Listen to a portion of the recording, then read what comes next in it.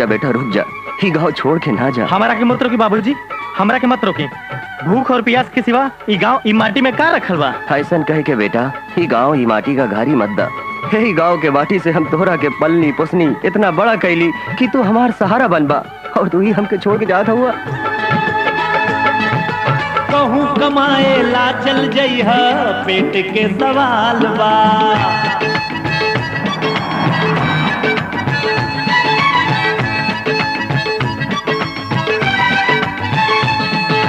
कहूँ कमाए ला चल जइहा, पेट के सवाल बा।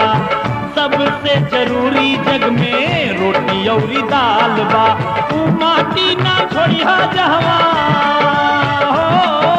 तू माटी ना छोड़िहा जहवा खड़ियाइल तोर पाँव रे।